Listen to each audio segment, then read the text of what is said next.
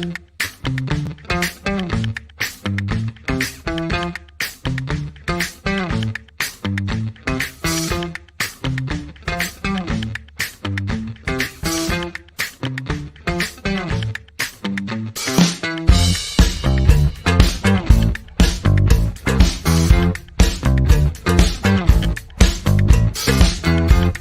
time for a little Funky Friday. From their funky hidden headquarters, your hosts, Keith and Gary. Not Jerry. Keith will be here in a moment. Not going to rush him because that guy needs his sleep. I really feel bad for him because he works all night, man. I'm running on 3 hours sleep myself, but I'm doing fine because I had my fuel up, man. And I got to tell you, this stuff is amazing. Again, this show is brought to you by Fuel Up, and my favorite drink in the world is Wake. This stuff is so amazing. It keeps me alert, active, my brain firing on all cylinders. Absolutely keeps me energized to the end of the day. And I'm wide awake all the way to the end of the show.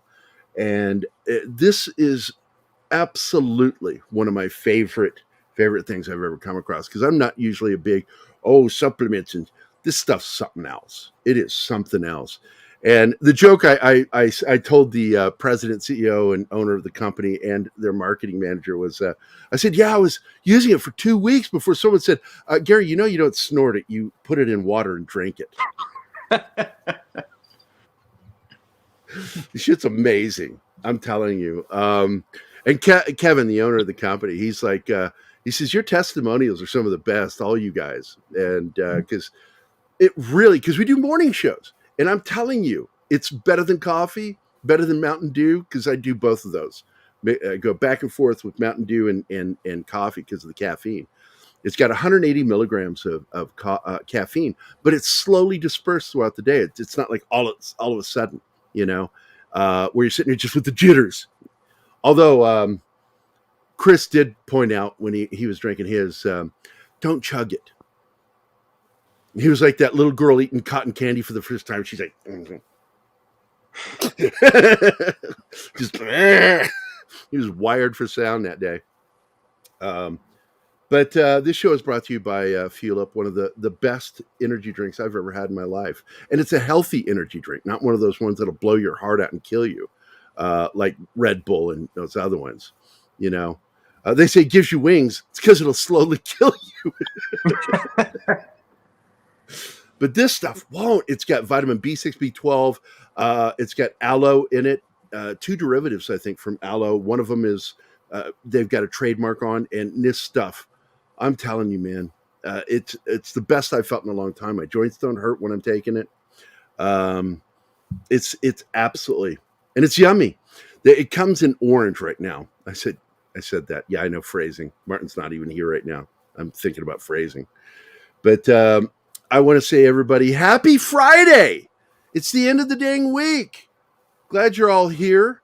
I haven't even promoted the show yet. I need to do that while we're here. But Kieran has joined us once again. Kieran's going to be with us for a while. Not just today, but for the forthcoming future, because Mikey Sutton's important now because he's got a TV show. He got his own TV show. I'm proud of him, man.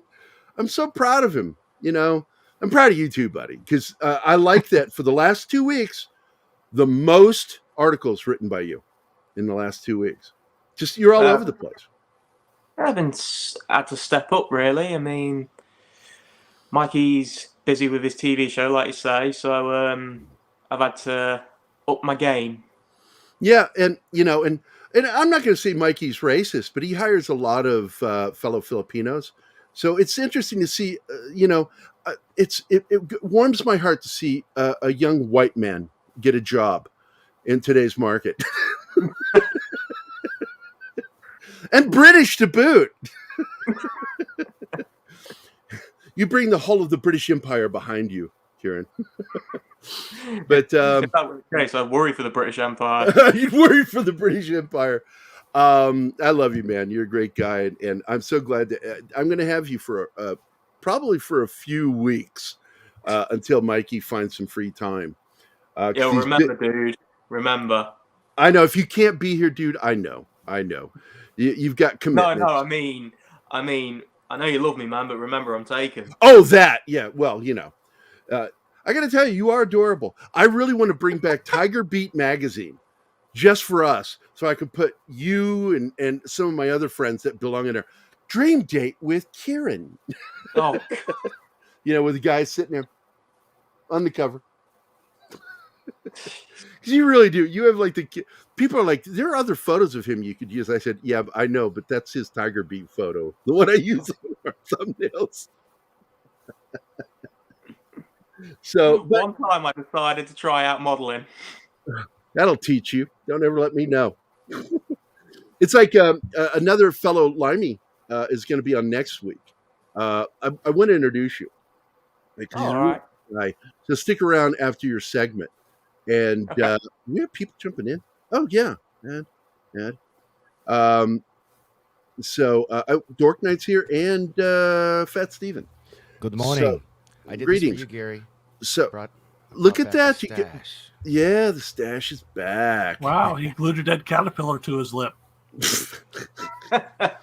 It's like if I did that, I would have chose a darker one. It sucks. Yeah, it's really white. you've got the same problem I have with the gray in it, and it's very barely noticeable. But we both have stashes. But next week we've got my buddy Paul from Heavy Spoilers jumping in for the second hour, and I told him he's welcome to join the first hour, but he's like, that's all right, mate. I'll come in second hour. Two limeys at once is not good. Now, what got my attention, reason I wanted to join is on our show last night that I do with Salty Trekker, we were supposed to talk about Ant-Man 3, but we ended up talking about Picard, season 3, episode 2 for almost 4 hours, and we just like, we're not going to talk about Ant-Man 3 after that. So, I'm looking forward to talking about that. And I got to tell you, I watched Picard season 3, episode 2 last night. Mm-hmm. It was good. Yeah, it was great. It was good. It's why we talked about it for so long. We were going over all. I still have some beefs with it because it still looks too much like Kurtzman Trek, but I'm enjoying. Worf was badass. I'm not going to say what happened. What he's doing, not going to say it. He was badass. That was awesome. Raffi needs to go. Oh, sorry, I got my volume probably turned down. Is this better, guys? Oh shit! Yeah, you pushed me back in my seat there. I was like, sorry, guy. Sorry, my Streamlabs and my mic are different settings, so I sometimes have the filter turned down. Sorry about the adjustments, chat. I apologize. Yeah, Picard. It is Fat Steven Seagal, co-host of TGIF. What up, Fat Steve? Nothing much. It was a good episode. It still doesn't mean we're forgiving Paramount for everything else. My problem is I will not watch it on Paramount. Oh, I canceled. I don't know if you saw on Twitter. I was having a meltdown when I was watching this because I was 20 minutes into it and I had 5 commercial breaks and I freaking pay for that service. So like I found a website I could watch it without commercials for free. And I was pissed. I canceled I don't have Paramount Plus anymore. So now that's Hulu, HBO Max, and Paramount Plus. I have canceled all 3 of those services within the last month. It's ridiculous. Look, I get it. I canceled Disney because they didn't fire Gina Carano. It's a misnomer. I'll never. She just wasn't brought back, but the politics behind it pissed me off. The internal politics. I'm not talking about politics. No. I think it's bullshit. Hidalgo's the one who leaked that, and it's just not appropriate. But I do want to show this image real quick here. Look at you. You're so adorable. Look at that. Sorry. Mom, doesn't that kind of looks like Chris when he was younger? My little you brother. too could win a dream date with Kieran Bugg. That is totally a Tiger Beat. Let's remember to ask his girlfriend first. How long have you and I been friends, Kieran? It's been almost 8 years. I think when I first met you 8 years ago. Haven't been that long, pal. I mean, I didn't meet you. 2015 then? No, it was like 2020. No, I feel like I've known you forever. For a couple of years. God, it feels like I've known you longer. I Maybe it's swear, just simply you're such a shitty friend. It feels longer. Oh, thanks. Yeah, I mean, I've known Gary maybe a year, but it feels like 20. So I get what you Forever. You mean. seriously, 10 minutes with you is like, oh my God, when is this ending? Anyway, Dork, that all happens because of the amount of hey, drugs you try. you got a good score from Keith I did. for Thursday. Yeah, Oh, cool. you got a 6 out of 10 for not derailing.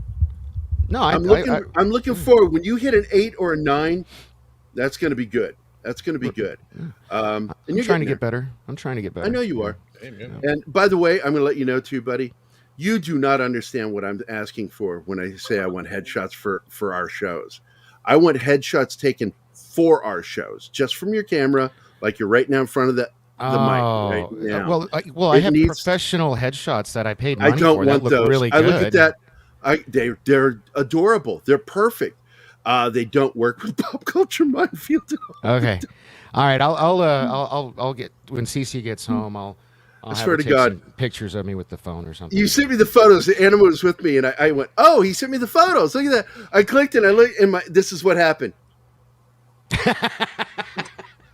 Was he on a bearskin rug again? No, I was wearing suits. That would have been an uptick for me. If he was on a bearskin rug, I would have used that. Oh, you know what? Here, let me see if you like. I did these.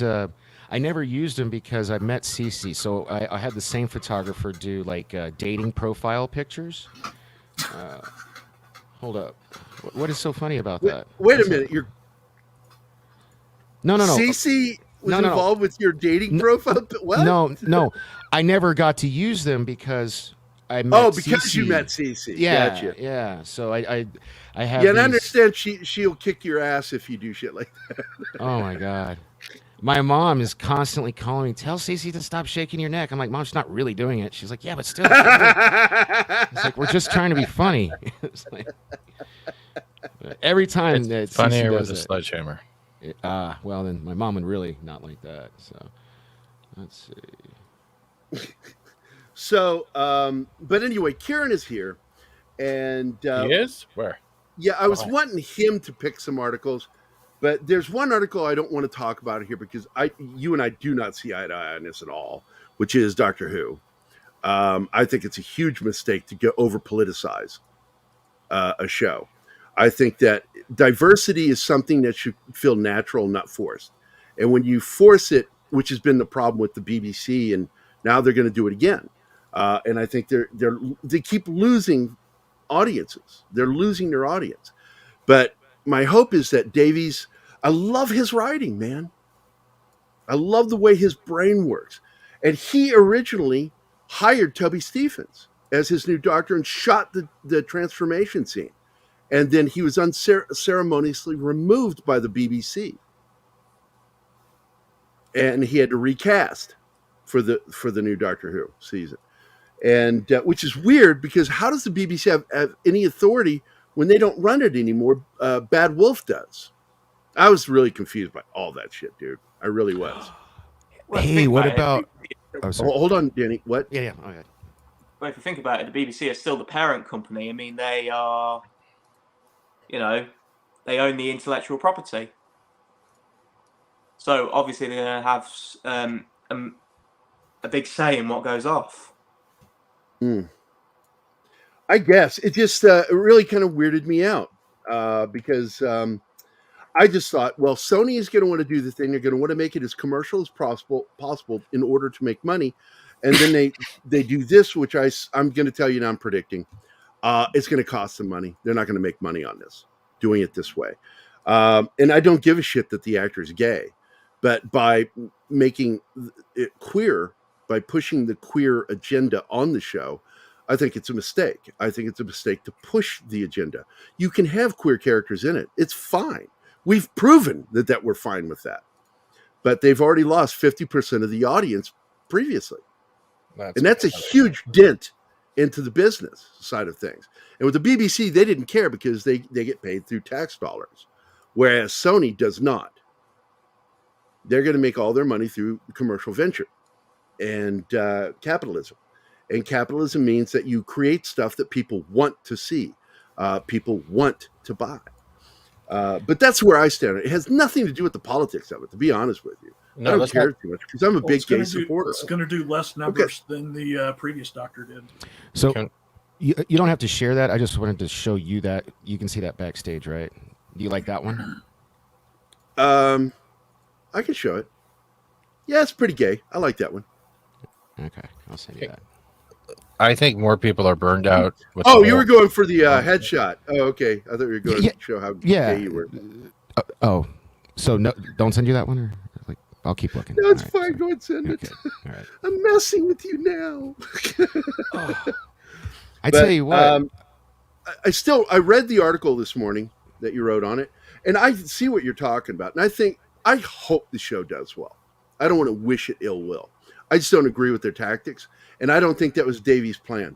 I don't think that was his plan at all. He planned his doctor was going to be Toby Stephens, and I thought that was a great choice for Doctor Who. But this actor, I don't care if he's gay. I just wanted to play the doctor right. I wanted to play the doctor correctly. The doctor should always be very neutral. He's not a sexual character. No, and I don't It's believe intellectual. that. Yeah, I don't believe it will be like that in the next I'm season. hoping you're right. Because I've seen the actor, what's his name? Shutigatwa. I've seen him perform, and he was terrible in that school show. I didn't like the show, and his acting was not very good in that. But I'm hoping he's a better actor. You've seen other stuff with him? No, just that, and I loved him in that. I mean, why are you and I friends? I don't get it. You explain to me how we're friends.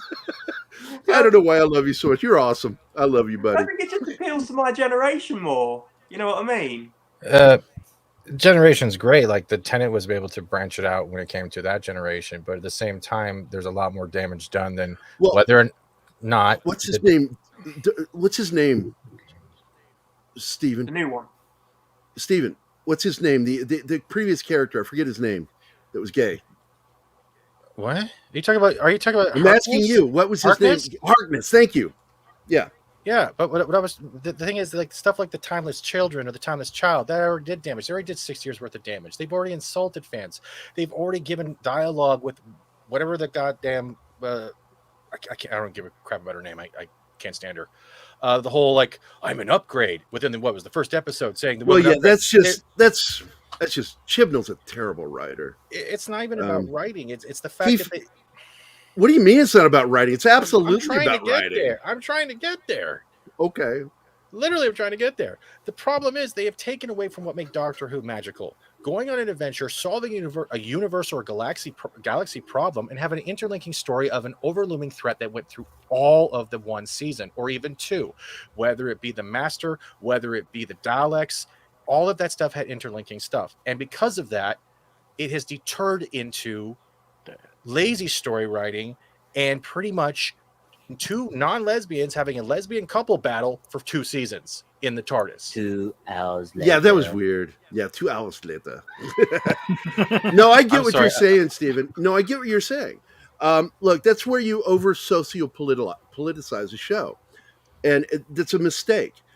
Anytime you start finger pointing in your show, every single time, this is the thing, modern technology allows these networks and studios to watch right when somebody stops watching a show, the moment, and they know where they turned it off.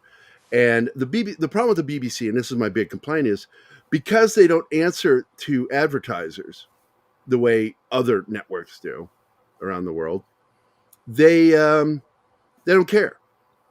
They just kept tripling, quadrupling, and just kept dropping money into it and going, fuck it, we're going to keep doing it.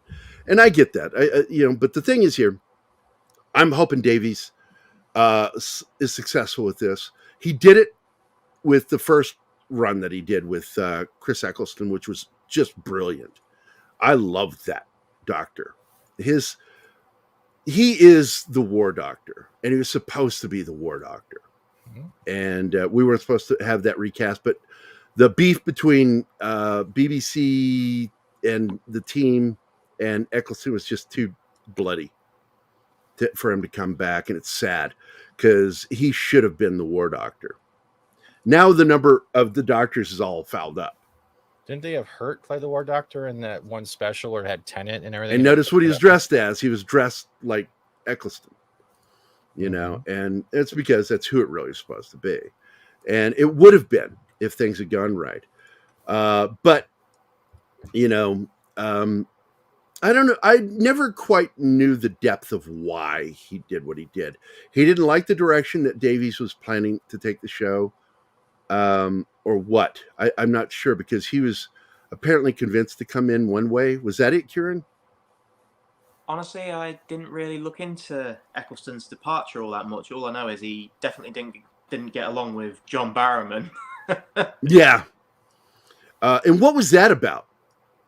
Honestly, I don't know. I mean, I know there's some... Because I've heard Barrowman's a load of fun to hang out with. He is. He is. I just think he's a bit too full on for Chris Eccleston. I think Eccleston's more old-fashioned, if you know what I mean. Conservative. Socially conservative. I know, and... Because I don't know what his Barrowman politics are, but I get socially conservative. Old Barrowman school British. said that he was a bit of a grump on set. Eccleston was? Yeah, I don't doubt that for a second.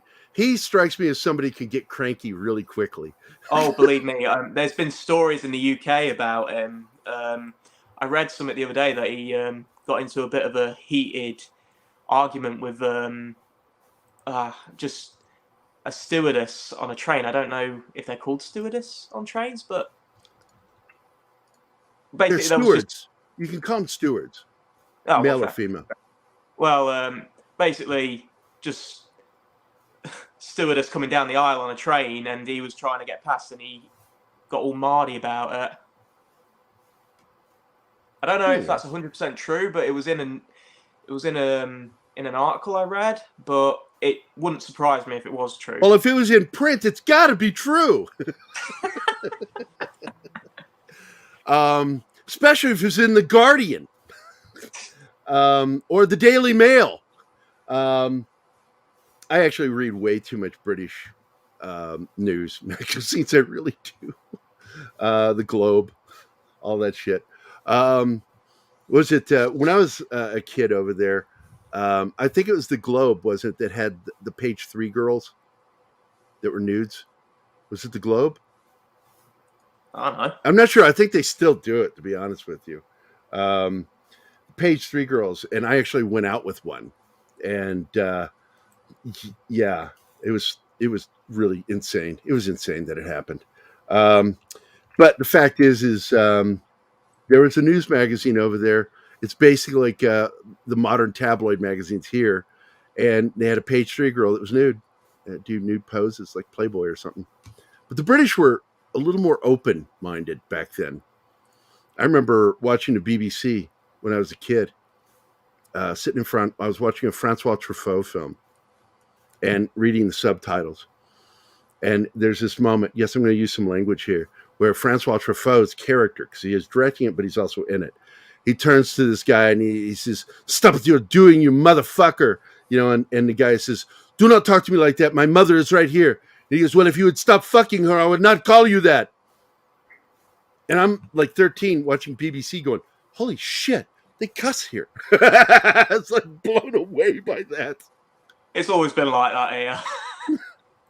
I'm like, the British are, how can they be more progressive than Americans? Yeah, because, you know. I tell you the shit I grew up with around here.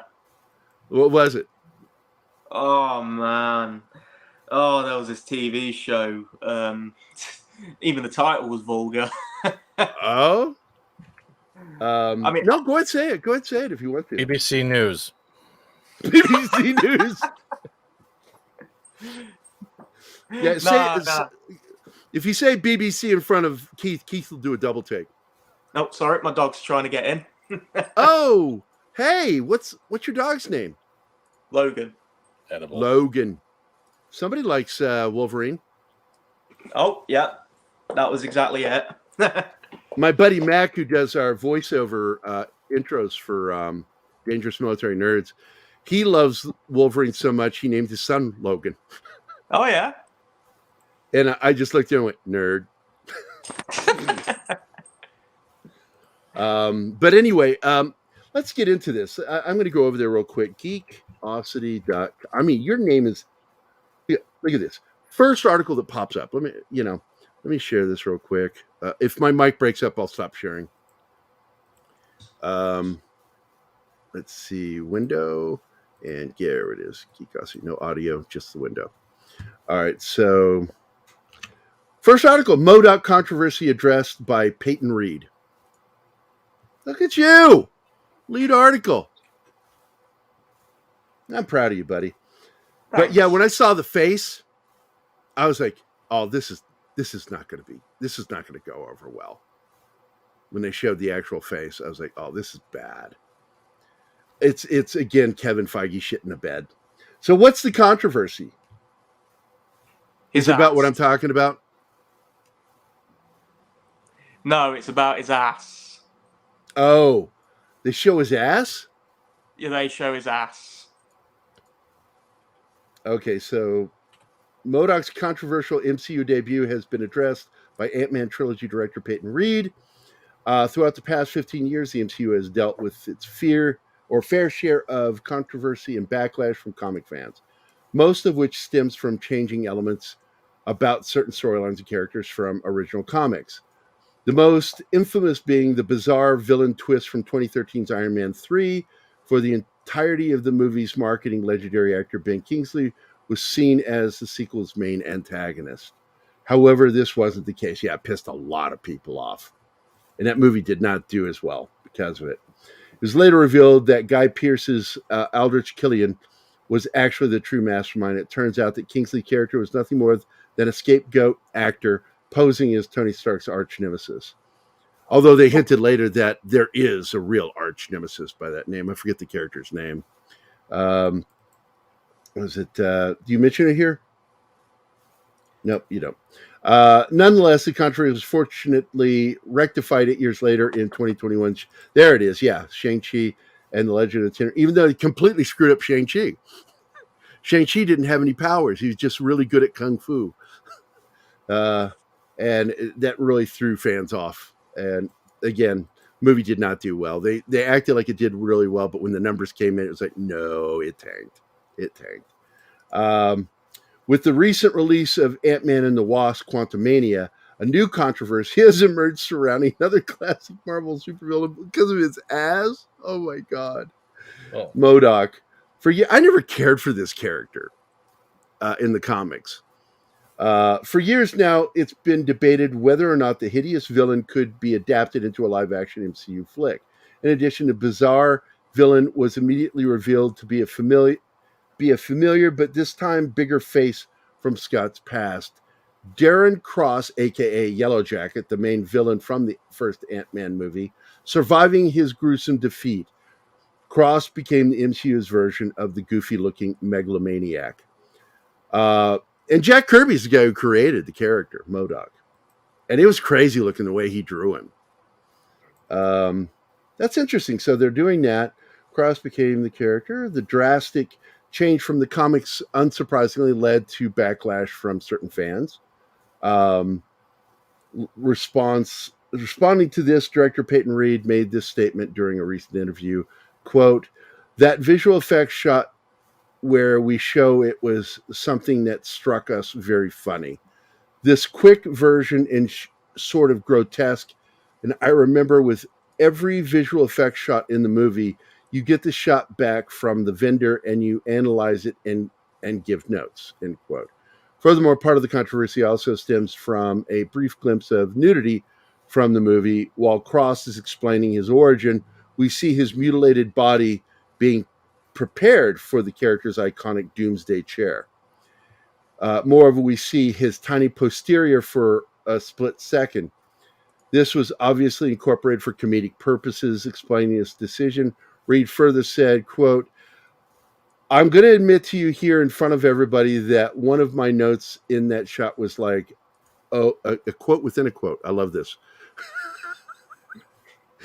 I love quotes within a quote. Anyway, "Oh, that's really great, but you need to see a little bit more of his butt crack in this. That was an actual note given to everyone agreed with in the room, And what you see in the movie is where we landed. So I appreciate you asking about that, end quote. It's no secret that this take on the odd-looking character is divisive. Nevertheless, Corey Stoll, once again, delivered a standout performance as MODOK in the sequel. No matter how you may feel, no matter how may you feel, your English is showing. No. Your limey is showing. It's still amazing to have MODOK finally appear in the MCU. So there you go. I disagree. I just like to end it on a positive note. Yeah, that's you. That's you, and I get that about you. You're a sweetheart, and I don't ever want to put you in a pickle because that'd be weird. MODOK should have been included. I don't think he should be in the live action. I haven't seen the movie. I have no opinion on it. I really don't. They ruined MODOK. Ruined it, Brian. Ruined. I don't know. I don't like it, but at the same time, I say always. My problem is irreverence. I don't like irreverence when it comes to characters or the artists who created these characters. To revere not just the character but the artist who created them. And when you do that, you risk pissing people off. And that's where I become diplomatic. I'm diplomatic to the side of, really, you should show a little more love and respect to once again, Jack Kirby. Jack Kirby is one of the greatest artists in the history of comics because he was a founding artist. He helped create what we know and see. And so therefore, I just feel like he should be treated that way. With a little love and respect. But good article. No matter what, I have no complaints. Yeah, the article's except, good. I just again, your limey card, you should get a hole punch on that one. You did really well throwing that last sentence in there, or that last paragraph. Mike Coulter, Christian Ritter tease possible MCU return. Again, who wrote that? Oh, Kieran Bugg. Look at you. 2 main articles. Yeah. Proud of you, buddy. I am. Thank you. And Mike Coulter and Kristen Ritter tease possible MCU return. Instead of reading the article, just let us know what's going on here. What happened? Well, via Instagram, Kristen Ritter posted a picture with her and Mike Coulter. I don't know if it was an old one, like she just put up again, or a new selfie. But either way, is it this one? No, I couldn't upload it. It wouldn't let me. Oh, that sucks. Do you have the link in here? No, I don't. It was an Instagram story, so it was gone by the time I uploaded the article. Okay, yeah, that sucks. Because I was curious what she showed, but so you don't know it didn't give a date or anything on it. No, it didn't have a date or anything. Like I say, I don't know if it was a selfie they've taken before or if it was a brand new one. But either way, it sparked debate online about a possible return because I have my doubts. Because Mike Coulter has already said that he's not expecting it. Well, he's in the middle of a hit series over on Paramount. It's one of the shows on Paramount that they have that's absolutely. Oh, you have it. Okay, let's see it. Hold on, end stream. Yep, that's the one. God damn, that man is a beautiful human being. Look at him. Drop dead gorgeous. He's a wee bit gorgeous. There's another one that they posted. I hope he can come back in some way because I really liked him as Luke Cage. I really did. My only beef is that they kind of told us that we're going to bring these characters back, and even though we're going to veer off, they're still going to be the Netflix versions of those characters, but we'll do different stories because it's different. But now we're hearing opposite of that. We're hearing that they're just basically rebooting each character with the same actor. And I'm like, and they're making it for a more kid-friendly version of Daredevil. I'm like, that's a huge... Oh, somebody's talking. Dad! No. It's my dog. I know, I can hear him. Logan! Actually, that's the other one. Oh, the other one? What's the other one's name? Kayla. That's awesome. So, there for those of you that got irritated with Kieran today because he's so nice, he's a dog guy. I'm an So he's every got that animal. going for you. I've got all sorts of animals, mate. Don't get me started. It's a virtual petting zoo. Yeah, it is. So, Mike Coulter did say that Luke Cage was in his rearview mirror. yeah, I caught that too earlier. And so I just don't see him coming back. I really don't. Maybe he'll do an appearance. That would be nice. But he's got a hit show with Evil. Yeah. And I love that show. And he's really good in it. And they would have to throw more money at him to bring him back. And Disney doesn't have more money to throw right now. Disney's in trouble right now. So I just don't see it happening. But that's interesting. So what was, you were saying there was a debate or something? Well, not really a debate. Was it over that's the that? wrong word. It's speculation about... Speculation, yeah. Yeah. So she's such a cutie. Look at her. So what I like about her is that's one of the actresses that my daughter gets compared to in looks, because she looks a lot like her. Even Keith has pointed that out. Keith's not here. Where's Keith? He's not here, is he? No, he's not back. He said, what did he say to you when he was going to head here? What did he say? He didn't say anything. I got his answering machine. He didn't. Oh, yeah. Oh, he's asleep. We're going to leave him alone. But I'll poke fun at him while he's not here. Well, that's interesting. So I don't think he's going to come back, and I doubt you think he's going to come back too.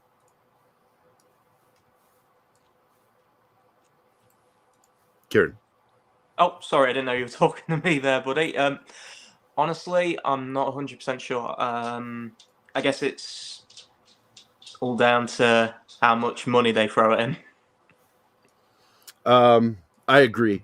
Now, in this one, I do want to show this real quick, as this is mostly by Mikey. This is interesting because this hashtag is happening right now. It's hashtag sell ZSJL to Netflix. And I guess, was it Monkey Jeeves said that it was, who was it that started this? I can't remember the person's name. No, it's the other one. Run to gun.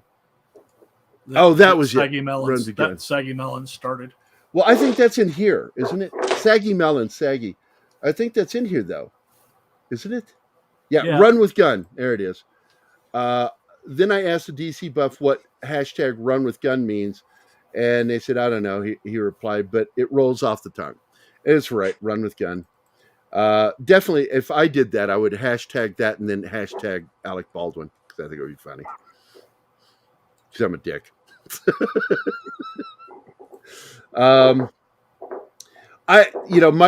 Mikey has a personal beef with him, because Gunn took a shot at him. And so I get it. They don't seem to like each other. But I'm not going to weigh in on that because it's just not my business. It's like Mikey has every right to have a beef with James Gunn. My beef with James Gunn is just purely over his irreverent treatment of other stuff previously. So I don't trust him. And but here's a new one by you. Look at this. James Gunn continues to debunk Superman reports. So what's this about?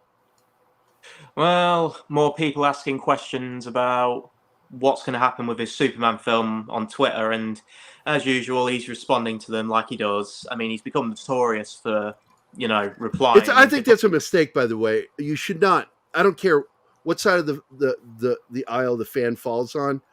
Never attack your fan base, ever. Which is something he's become somewhat special for nowadays. I mean, kind of reminds me of Ryan Johnson. Well, they asked him about Superman's age in this film, and he's not really determined it yet, other than that he's going to be under 40, which is... Well, yeah, because the age is always been, both Batman and Superman, between 30 and 33. Similarly, the same age as Jesus when he went out into the world to begin his Preaching. Yes, ministry. Thank you. I'm not religious, so forgive me if I forget religious words. It's not intentional. But Gunn's irreverent nature. Now, I'm not saying he's as bad as Taika Waititi. I'm not. And I know Taika Waititi, when he's managed, does a really good job when he's being managed. You look at how he got managed with Star Wars. Did a great job under Favreau. But when he gets too much rope, he really hangs himself. And whereas James Gunn can actually put out a good product. I really do like a lot of his work. And I've been a fan of his since Scooby-Doo. I liked his writing on those scripts. I thought they were good. I enjoyed those movies, those two first live action films. And he's a Missouri boy, him and his brother, the whole family. They're from this region. Louis. What's that? From St. Louis. Yeah. They're Missouri boys. And so we take a lot of pride in that. But at the same time, I know he's a dick. Dicks, we recognize other dicks, if you didn't know that. Because I'm a dick. And I've even called people on the show, like Sandy Calora, that did Batman Dead End. Live on the show, I called him a dick. And he was like, what? And then he went, oh, yeah, I'm a dick. And he As long admitted as you to don't it. rub against each other, it's fine. Yeah, no docking. None of that shit, right? I'm trying to see if I can break Kieran like I break Keith. So, speaking of Kieran, you have an evil clone, right, in that new series, and I don't know if they're going to continue it. I hope they do, with Harry Palmer, the British series. I don't know. I haven't. It's a British show, and you don't know? You should be No. embarrassed. Be embarrassed, Kieran. Be embarrassed. I'm embarrassed for you, right? Don't worry, Kieran. I forgive you. Oh, thank you. It's actually a really good show. It's actually really good. Michael Caine made the character famous, but they Yeah, I brought it remember you now to mentioning it before. and they brought it to TV, and they kept the glasses. So basically, he just looks like you with the thick, dark frames. But hey, look, James Gunn looks like Kieran today too. Look at that photo. Oh God. So, all right, let's get into this. So he's just basically responding typically James Gunn way to these things, being a little snarky, disrespectful, and at the same time promoting things that he wants to promote for himself. Let's see, quote here. Yeah, but Gunn's words. Who's saying this? Oh, this is from Twitter. Yeah, just some random account. I didn't want to name them in case they start getting a load of. Yeah, hate and all that. Yeah, it's a good idea to avoid that stuff. This is one thing that he did I do like, right there. I didn't like his version of the Suicide Squad, but I really enjoy Peacemaker. I thought it was funny. It's funny as hell. And look, you know what hooked me? Eagly. Eagly is an amazing character. I love that damn bird, and I watch just for that bird. I think Gunn's a good writer. He's not great. He's good. He's a very good writer. And he's a good idea guy. My problem is his embracing of irreverence, because it led to a lot of backlash. A lot of people don't even know happened when he did Guardians of the Galaxy. The complaint was that he's not doing the characters. Those aren't the characters. He gets the look of the character, but not the character. And he did the same thing with Peacemaker. But I got to tell you, I don't give two shits about that comic. I never liked Peacemaker in the comics. Never liked it. So I have no investment in that character. But Definitely I one understand of the weakest people. of the Charlton comics, that's for sure. I thought he looked weird. I hated his helmet. And that they make it a comedy works, because it's a silly freaking helmet. It's a silly character to me. And when you look at that picture right there, who looks more serious? Clearly, James Gunn. The guy with his head, the back of his helmet. head turned. Yeah, go with the big with his head turned. That's right. He's the only serious one in that picture. Do you like Peacemaker too? So Keith and I think we're some of the few in our group that love that show. Do you like it, John?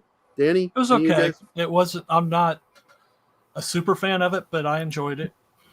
No, Danny, I mostly enjoyed Peacemaker. Yeah. Holy shit! what about you, Steven? Never watched it. Well, I do love it very, very much. It's one of the funniest. I didn't like how they did the whole Aquaman, fucking fish joke thing. You don't get it, right? No, that pissed me off. You That don't absolutely get it. pissed me off that they did that. If you're going to do it, don't use the current roster. Don't do that. But he's in that universe, and they did that, and I'm like, they shouldn't have done it at all. Yeah.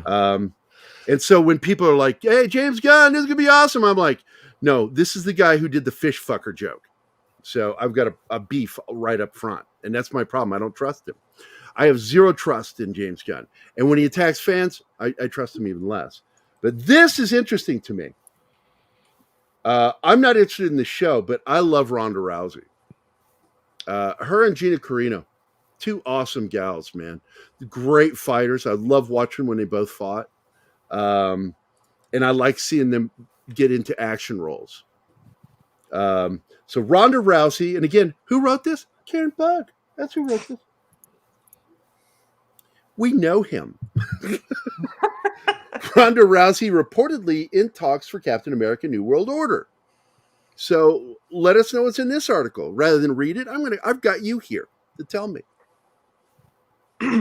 Well, you're not going to like it, but it's a rumor from your favorite site, Giant Freaking Robot. Oh, God. Well, then it's not true. Okay. Yeah. See, even Kieran Fake knows news. I make fun of them, Danny. No, we over the podcast guys do too. They do a Fake News Friday segment, and it's always It's like when they do quotes, and this is what I was getting on you about. If it's a quote article, I don't say anything negative about it because it's just a quote article. But when they start doing headlines, and they are just like We Got This Covered. I swear to God, Kieran, this is what they do at We Got This Covered. They got a giant cork board with Post-it notes with fucked up, silly, stupid headline ideas. Like, good boy has baby.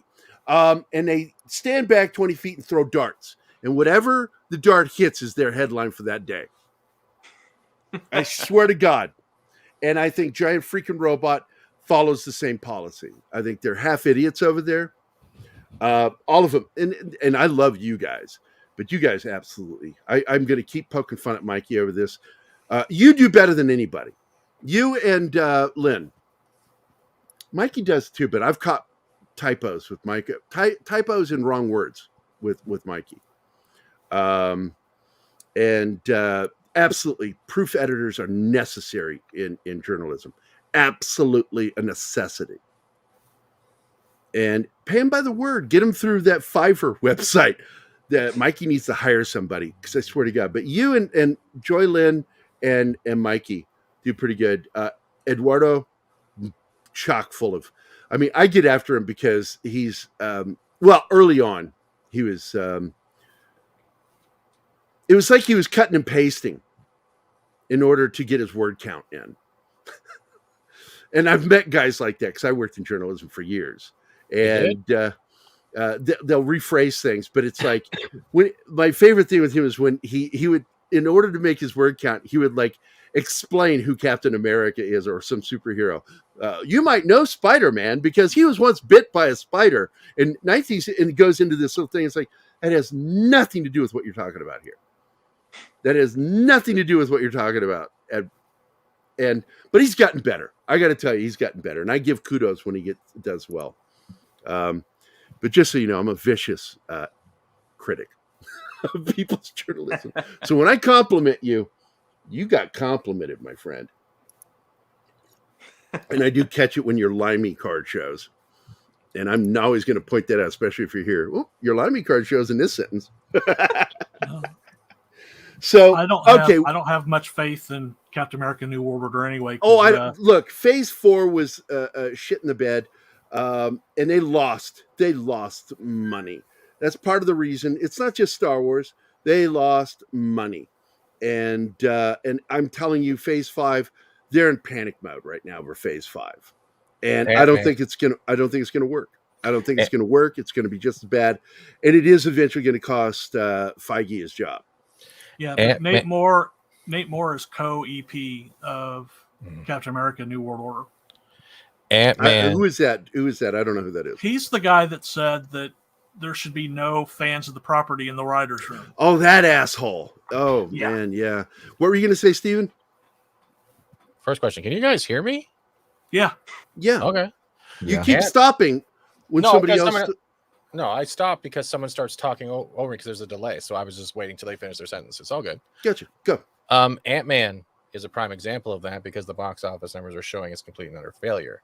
That and their reliance on heavy CGI is what's killing it because they're not relying on that's everybody's negative criticism is on that majority.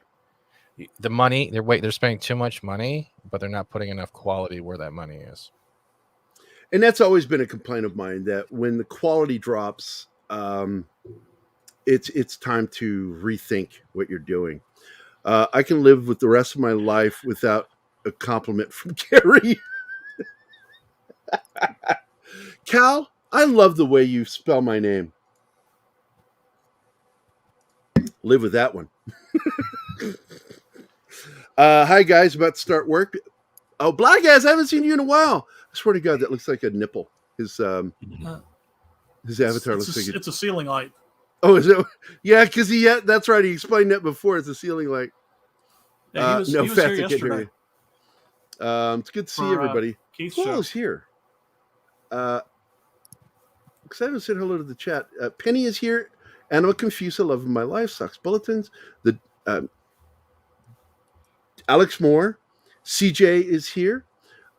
Wade is here. Zax, Magitech Mags, hi Mags, Kingsport Cal, Dragon Ruse, Deleted Scenes, Black As, and Monkadibus.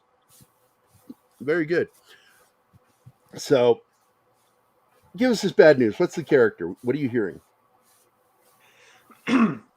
So, they report, well, I covered it, and basically what they're saying is Ronda Rousey is up for a character called Thundra. Yeah. Yeah, basically Marvel's version of Wonder Woman who's evil. Great. Well, I don't know. It's not a character I'm familiar with. So, were they in the comics? Yeah. Yes, they exist in a dystopian, well, not dystopian, an apocalyptic future where women have gained the upper hand over men and made them their slaves. Great. Sex slaves? No. She's been around since 1972 when her first appearance was in Fantastic Four. Yes, that's it. Look, we see that, the Amazonian concept. I don't mind it. My problem is, in modern issues that we've been having, I think everybody's a little punch drunk from just too much heavy-handed, excessive neo-feminism, and so everybody, it might end up being a good character. I'll wait and find out. I don't know if the show's going to be any good or any of it. I just, I don't trust anything from Marvel right now to be good. I just don't. You weren't privy to that conversation with Mikey I had with Tom, Andre, Mikey, and Keith, where I just said, look, man, I'm not excited about any of this shit. I just don't care. I'm just tired of investing something into something and then being disappointed. It's sort of like you are with your kids. It's like at a certain point, you just stop loving your children. I'm kidding. I just but that's what it feels like. I'm wanting to make Kieran laugh. I'm just saying fucked up things to see if I can crack you up. So I'm going to give a quick call to Keith while we're waiting here. So I bet you I wake him up. Now, anybody want to bet this bet?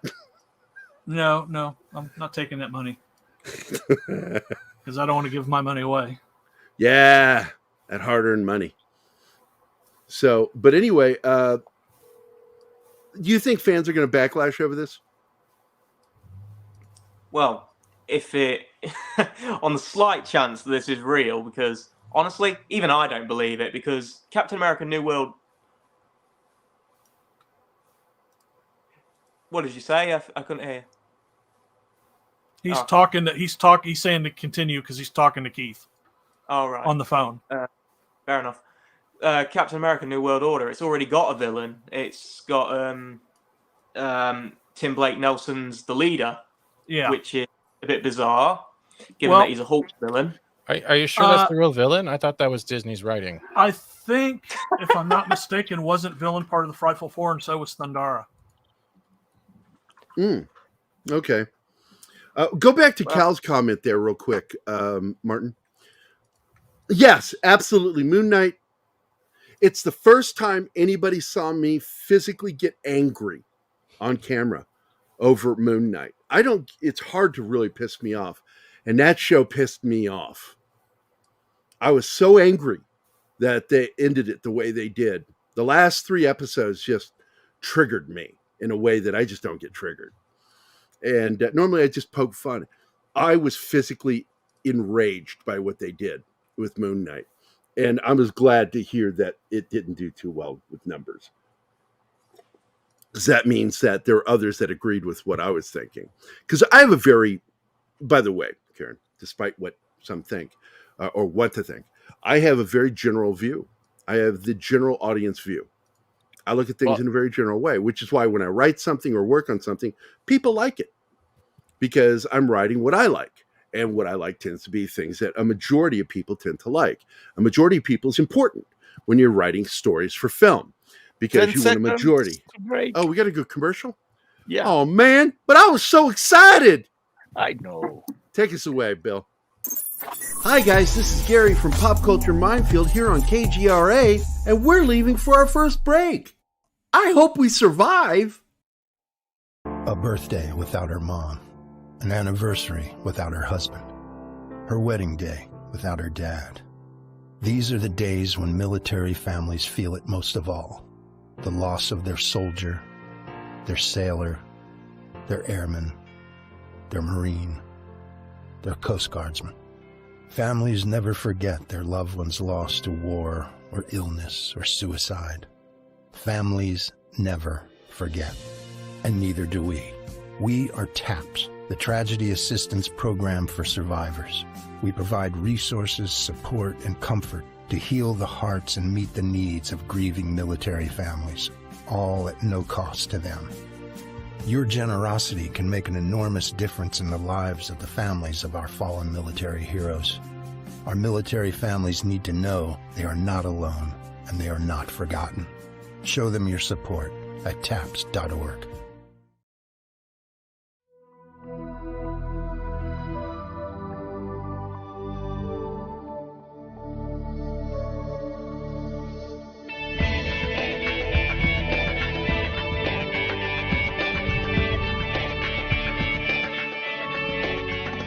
Are we alone in the universe? The most important question facing humanity is on the verge of being settled once and for all. The Mutual UFO Network has been at the forefront of this journey for nearly 50 years. Our members worldwide are dedicated to the research, documentation, and awareness that will shape the future of humanity. Won't you join us?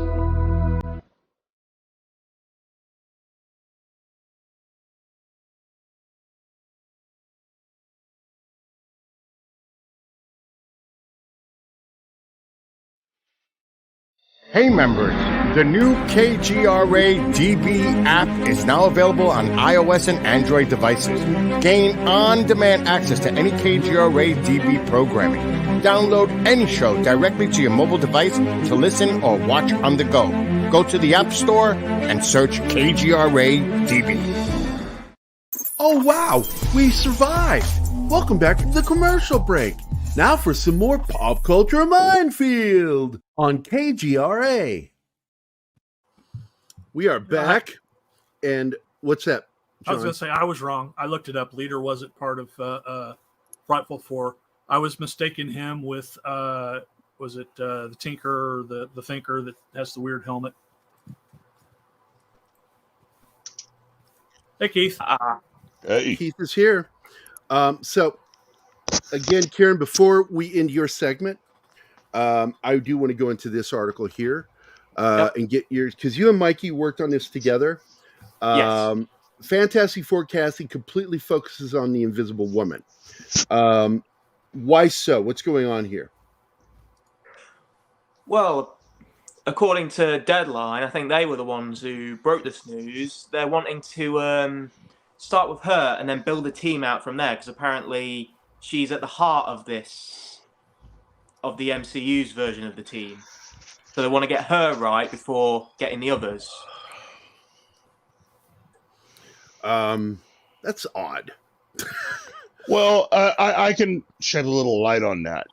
Over the last few years, they have been trying to fill out a lot of stuff by way of how you've created some of the comics. The graphic that you used for this story, that's up on the screen, this one here, is from the newer versions of how they are doing the Fantastic Four in the comics. That's from one of the individual. Are you saying from the comics that aren't selling? Marvel comics. Not selling. Nobody's buying them. Got you. That's from the Sue Storm comic series that they have. Basically, they've built up this whole thing to where she can go out and do missions and stuff by herself as an individual agent working on behalf of whatever, just a reason to have Sue go off and have her own. This is why I don't like these three people that are at the head of this. That's dumb. That's just dumb. Again, it's just dumb. I'm not going to sit there and go, well, what a terrible idea. I'm just going to say that's a dumb idea. Yeah, well, I mean, again, this is what they have been putting out there for Marvel fans she in has recent energy. years. Cal, she does have the energy because she can surround people with a force field, stuff like that. He's saying that that's not true, but that's how he's seeing her. So he's acknowledging that she has okay, I get it. Okay. Question then. Okay, if she's gonna be doing her own adventures, how the hell does she get gamma radiation or cosmic gamma radiation if she's never met Reed Richards to get into space with the rest? No. This is all after that. It is because she is the Invisible Woman that makes her the perfect sort of person that you would use to have her own individual adventures. So they're just so it's Keith. You're saying it's pretty much Black Widow, but she can go invisible. Basically, that's what they've done. Kieran, are you having fun right now? Oh yeah, you look like It may be broken, but my sarcasm detector's going off. The other thing is that you're also preparing her. Excuse me. You're also preparing her for all of the stuff that we fans know is coming, which is that whole thing by having her be the object of a lot of interest from other characters. Okay, so Namor, Dr. Doom, and others. Lord Thoth has joined us. What is up? How you doing? All hail Lord Thoth. Monkey Jeebus has a great comment here. Why, does Mr. Fantastic, Thing, and Human Torch get to have their own adventures? Of course not. It's just, I don't know. It's just absurd. It's absurd. Yeah. It won't sell. It won't make money. Well, they're gonna make tripling down on dumb ideas. Say what, Keith? I guarantee you they're going to try to make her a member of A-Force, even though I don't even think she's a part of A-Force. She's not in the comics. But because they have really mismanaged all these characters, they're going to figure out a way of putting her with all the rest of those women because she actually has a natural power. But on top of that, she is the only hero that has the entire Fantastic Four are actually people that do not have secret identities. They are actually the more positive. And I always like that. Yeah, and they are the ones who are the more positive face of being a hero to the public. And so of everybody in the Fantastic Four, the person who the news media actually talks to is Sue. Reed doesn't talk to the media.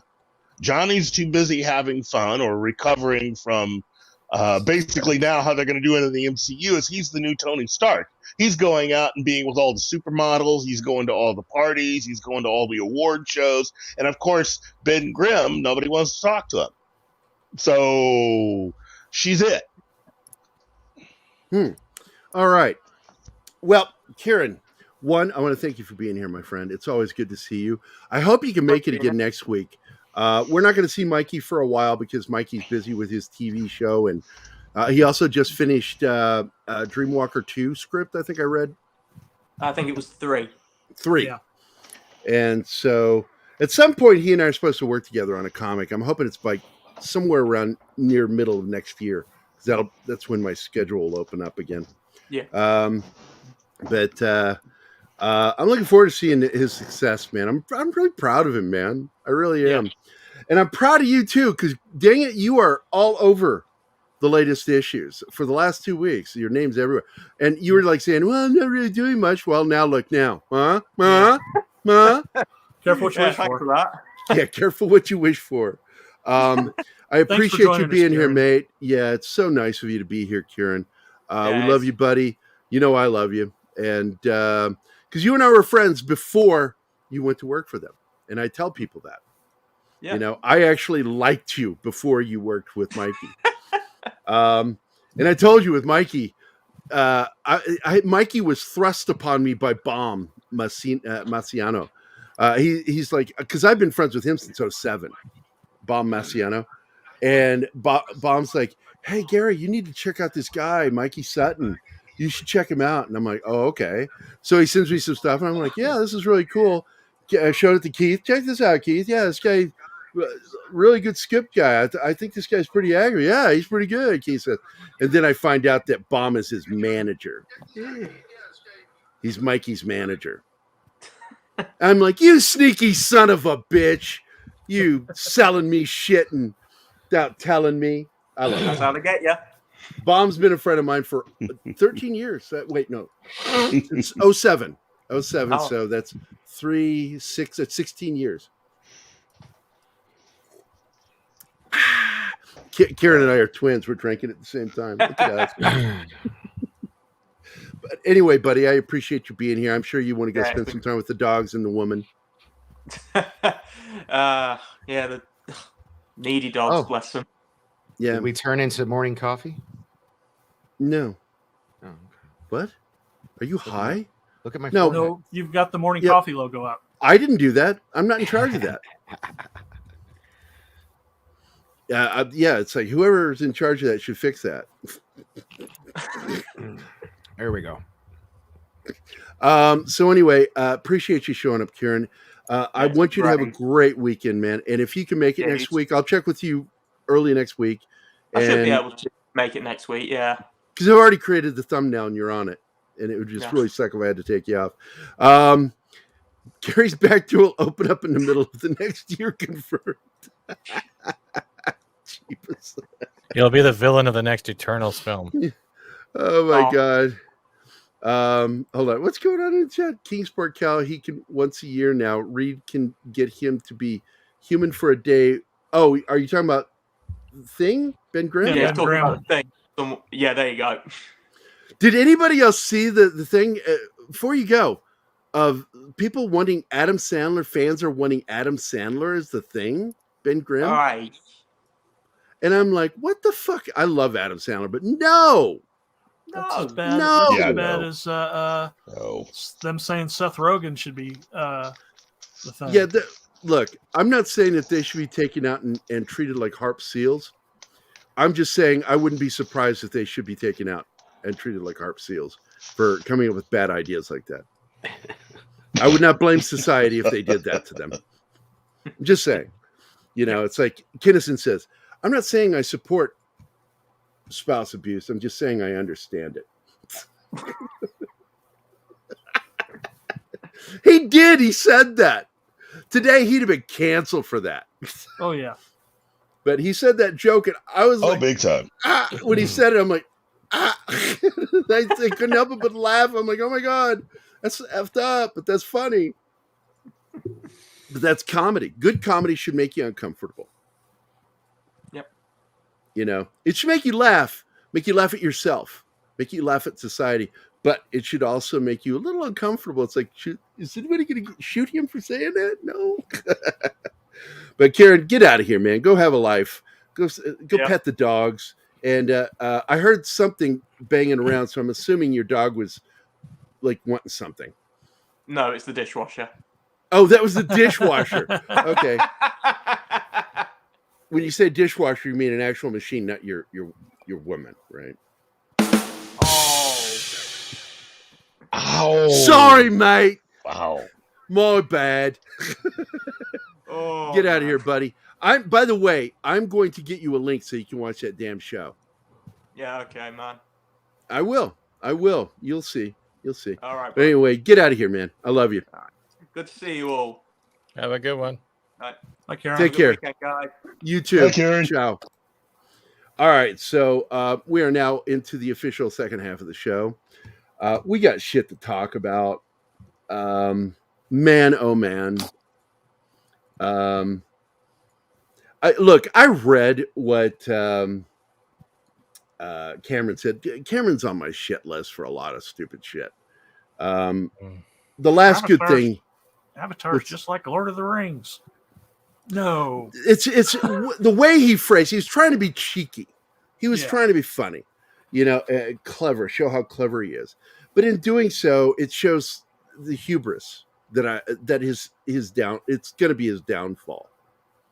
You know, and my joke about it was, I enjoyed the source material better, which was the Smurfs, better than Avatar. And somebody says Fern Gully, but I'm like, Fern Gully is a thing, but it's not as well known as the Smurfs. The Smurfs were a huge cultural phenomenon, and it is the Smurfs. He didn't even change the colors. And Gargamel, the villain, you know. So, all I got to say is Cameron, you know, just keeps opening his mouth and saying things, and he's trying to be cheeky or clever in how he's saying it, and he just sounds like a dipshit when he does it. You know, referring to testosterone as a toxin. It was just dumb. I get what he was saying. It was dumb.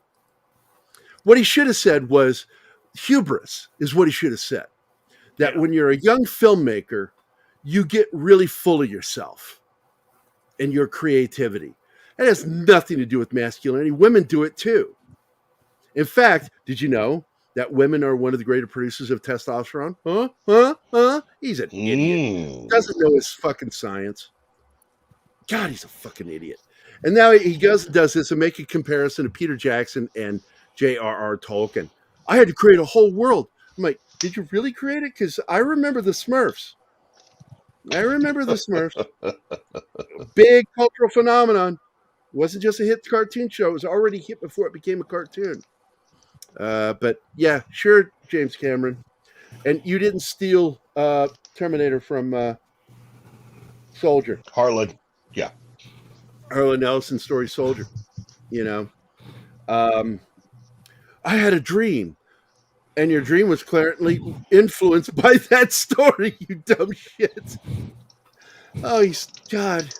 And he is. I had a dream. I read Harlan Ellison. Yeah, in a dream, I read Harlan Ellison Soldier story. Look, man, I love Terminator, but it's clearly influenced by it. And so I just thought it was stupid. Anybody else have any thoughts on that? Yeah. Again, Harlan just needs to back off. Harlan's dead. You're talking about Cameron. I mean, Cameron just needs to back off. I'm sorry. So I guess I missed this. What did Cameron like? You're talking about that? I thought he was your friend. Cameron. Oh, James Cameron. Oh, I thought you were talking about somebody else. Okay, never mind. All right, sorry. All right.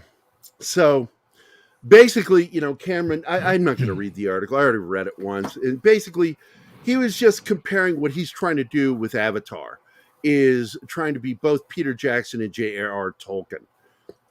And he did so with his tongue in his cheek, when he did it.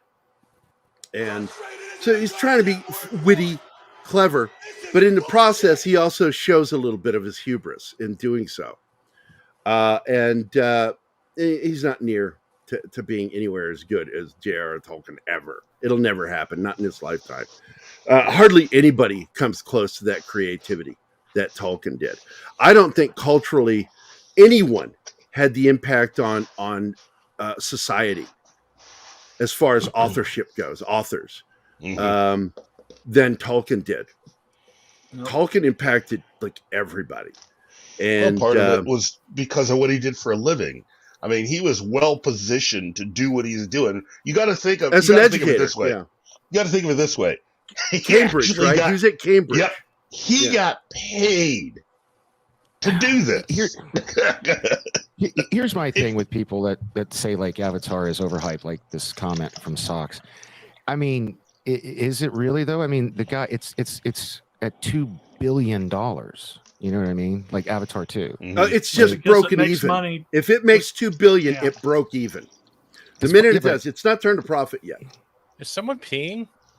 Yeah, Keith is. He's in the bathroom. Well, I figured as much. I was hearing like a urinary infection. Am I? Oh, I'm sorry. I thought I was pouring myself. Okay, yeah, sure. No, it's pee.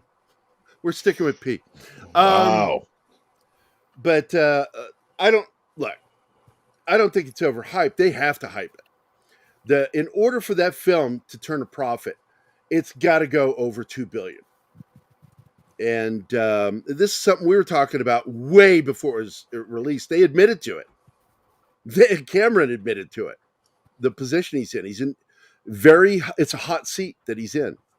And the thing that annoys me with Cameron is that he knows that, and he is either using out-of-the-box thinking to drum up business by saying stupid shit on purpose, or he's hurting business and killing business by saying stupid shit in public. I don't know. I haven't made up my mind with him on how it is. As of right now, I just looked it up. 2.248. Okay, the minute they went over 2, they've now started into profit. Yeah. Once they went over $2 billion. Again, it is a tricky area. I have to give it to him because I didn't think it was going to hit $2 billion. I get what you're saying, Monkey. Yeah, I'm not talking about Cameron Pasha. Cameron's brilliant. We're trying to figure out how to get him back on the show because of scheduling. It's the time in the day because he has his morning prayers, and we don't want to interrupt that. So I want to get him back on the show because I love Cameron. I love him. He's a wonderful dude. That's who. That's why I was confused. That's who I thought you were talking about. No, I'm talking about James Cameron. James Cameron. Yeah, the Canadian. Thanks, Keith. I love it when you call Canadians the Canadians. That's he's the only James Cameron that is the Canadian. You know, given how much money he's able to make. He's the guy that likes to play in the ocean with expensive submarines, so that's why he makes a movie every once in a while so he can afford to keep up his hobby. Yeah, that's it. Now, even though I didn't bring this up while he was here, this is one of the ones I wanted to talk about today. Is this one here?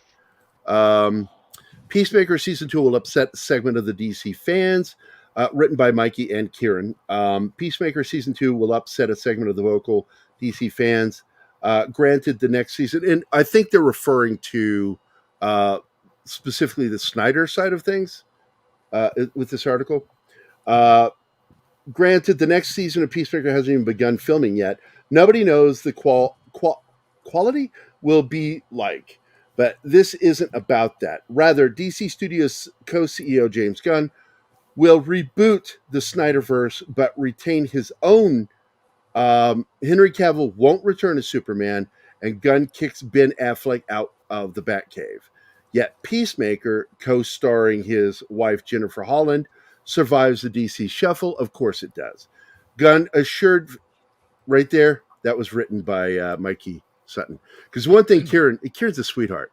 Kieran never would say anything snarky.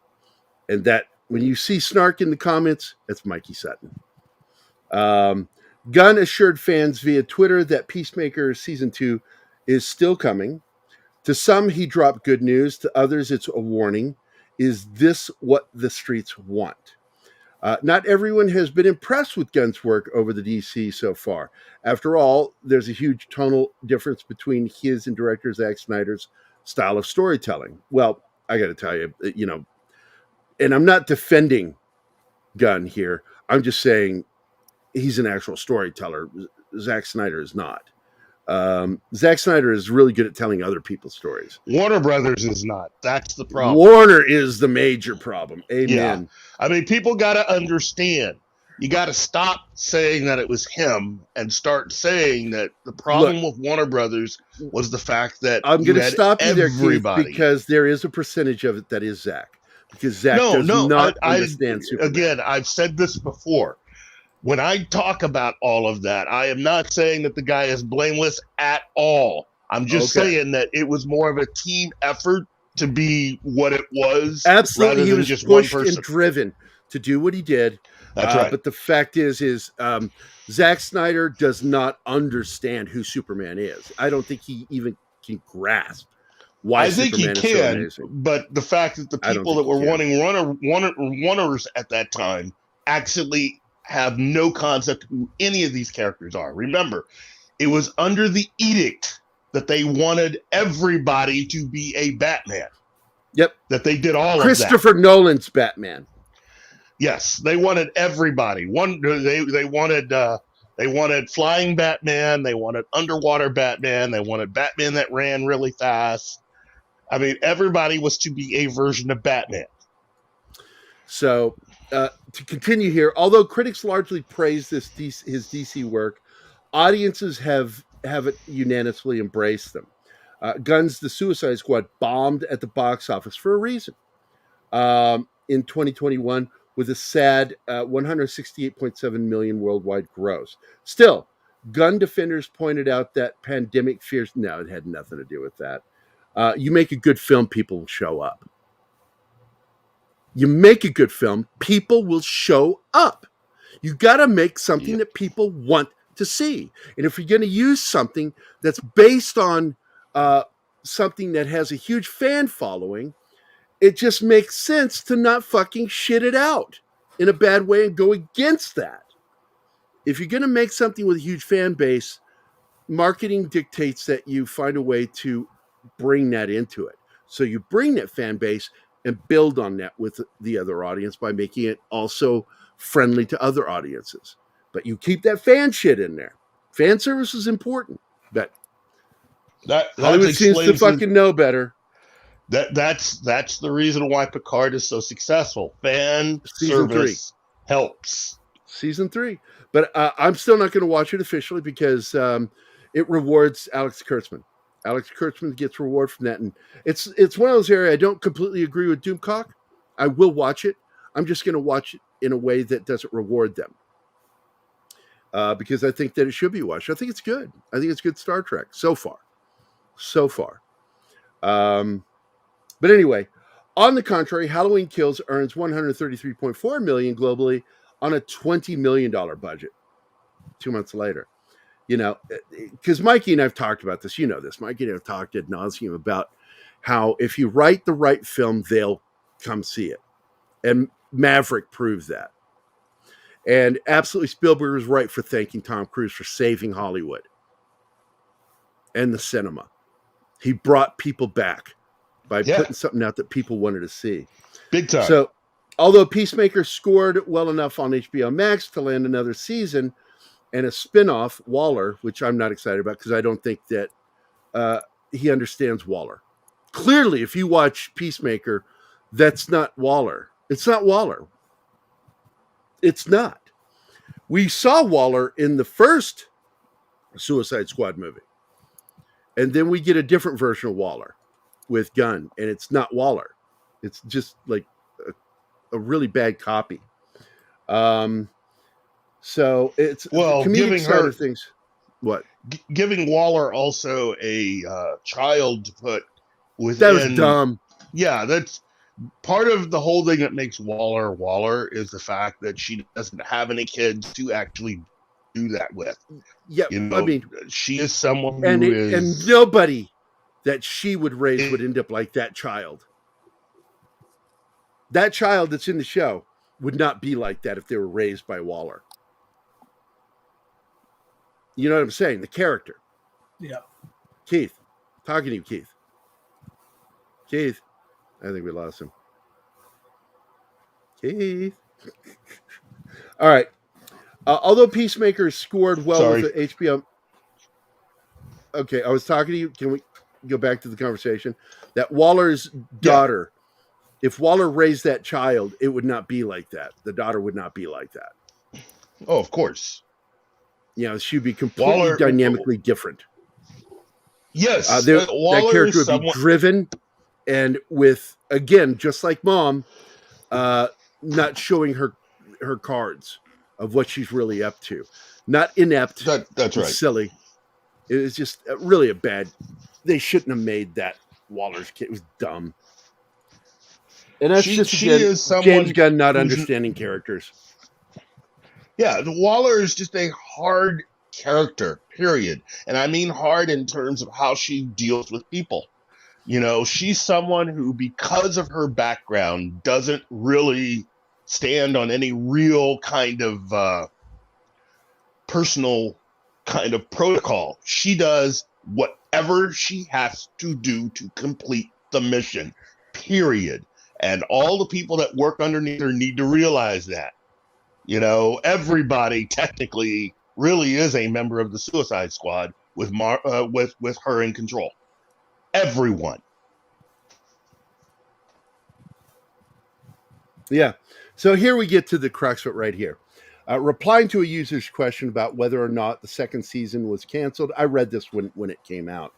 He says, heck no, Peacemaker is postponed while I work on Superman Legacy. Waller first, then Peacemaker after.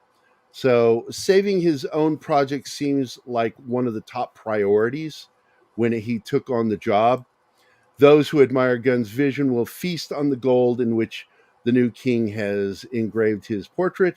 The detractors will have no choice but to either swallow it or choke on it. Pick your position, or just not watch it.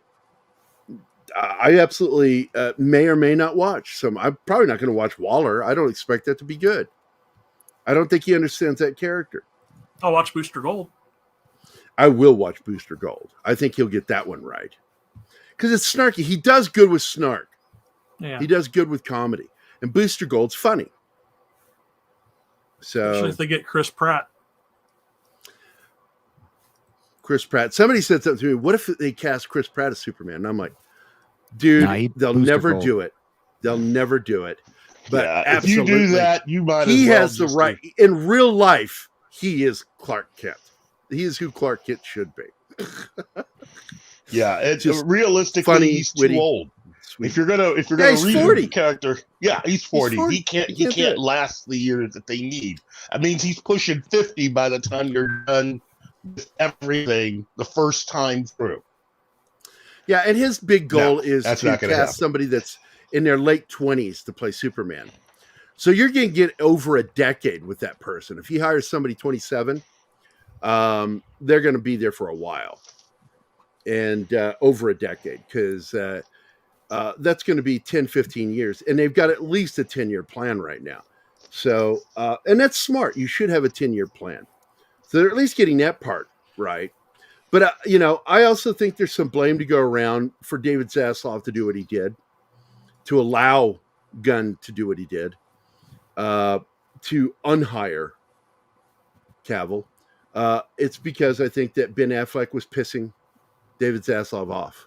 And he got so irritated by the whole thing that the whole thing didn't work unless he had everything lined up. And when Ben Affleck was playing the holdout game with him, apparently, it's what we were told, he says, fuck them all. He says, go ahead, fire him, or just don't do it, reboot. And gave Gunn the go-ahead to do what he did. I mean, that sucks. That really sucks. Because I would have enjoyed seeing Cavill and one more Gal Gadot done correctly, and another Ben Affleck and once again another Cavill. I would have enjoyed that. Momoa, I think I would prefer to see him as Lobo. I mean, he did good as Aquaman, but I don't care. I don't think he's not my Aquaman. No, but he's the new perfect 52 as Lobo, Aquaman. which I don't like. The new 52 is garbage. I remember Keith, like you when I think first they would have met. done a. That was when the new 52 came out when you and I met, and the first thing I said when I don't know who brought it to the table, but you were there because I remember seeing you when it happened. I said, "Oh, this is crap." They brought over Batman, the new Batman. I'm like, "Oh, this is crap." Well, that's I don't not Aquaman, mind no. how they. I agree with you, Thoth. I think Patrick Wilson would have made a really good Aquaman, which is the actor who they have as Orm. He is more of the traditional look of Aquaman, and he probably could have played the character. But again, Warner Brothers wasn't really, set up to really do anything traditionally because nobody in the upper echelons of any of these major companies, whether it be Warner Brothers or Disney or Fox or anyone, none of these people read the comics. Period. That's incredible. And of course, one of the other things I wanted to get into is what we're hearing with Ant-Man 3, Ant-Man and the Wasp, Quantum Mania. Just a lot of negativity is coming out from pros in the industry. We're hearing visual effects workers, they allege that Marvel took money. When they say put focus means they took money away from Ant-Man 3 to put on Wakanda Forever and sacrifice Quantumania's visual effects. And that's why it's so bad. And then you also hear Forbes say that Ant-Man and Wasp Quantumania is one of the worst reviewed Marvel MCU movies to date. It's horrible. And I haven't even seen it. I don't want to see it. And I love Paul Rudd. When I heard that the what's his name, the Hispanic actor from the first two films wasn't going to be in it, Lewis. Yeah, I love that character. Michael Pena. Michael Pena, that's him. I fucking love that dude, man. Yeah, he originally played. Wasn't he the one who played Chavez in Clear and Present Danger? Or is that another Clear actor? and Present Danger? I think that's another actor. Is it another actor? Okay, but either way it goes, I like that kid. He's a good actor. And he really made some of the best comical moments in both films. I found him hilarious. And just, okay, I'm going to use this word, and I'm sure some will find this a weird word to use. Delightful. I think he's a delightful character, and he's a good actor, and he plays that character delightfully. He seems to be having fun in it. And when the actor seems to be having fun, when actors seems to be having fun, the audience tends to have fun with them. But that's all I've heard so far, too, Cal. That's all I've heard is that it's just crap. Lewis should narrate the entire MCU. That's all I'm going to say. Yeah, I like him. I like his voice. Yeah, he's got a good voice. I'm looking right now. Vulture, everybody, just a lot of bad reviews. I saw it twice. It is bad. And so, but the big test, I guess, is to go to, let's go to, what is that website? Rotten Tomatoes. Is that it? Rotten Tomatoes. Is that the one that does reviews? Yeah. Yeah, I think it is. Because I don't really care too much. Last I looked at Rotten Tomatoes, it had 84% audience. This is important. Present, share. Let's share that screen. There it is. Look at that. Yeah. Yeah, I'm not going to recommend your website. So, again, this looks uneven. Usually what are we seeing here? Now, agreed. I love it when people go, well, they're just spamming. They're just, it's review bombing. Review bombing. Well, clearly somebody's review bombing here too. It only counts when it goes against something they like, right? When they support something. So is this review bombing or is this legitimate? 5,000 verified ratings. Let's see what all audience says. Let's look at all audience. Yeah, it goes down to 82. So that's where you get the review bombings in.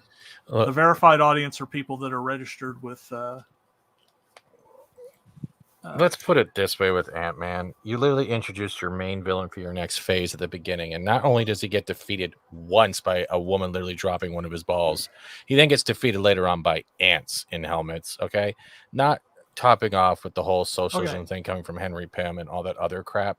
The movie is just bad. The dialogue with the dick jokes, like literally bad. The movie has no substance. Yeah. It's a popcorn movie. It doesn't need to have substance. substance. Not even a popcorn. Popcorn is not worthy of this movie. Raisinets are worthy of this movie. It is ill-conceived. The plot makes no real sense given what it turns on.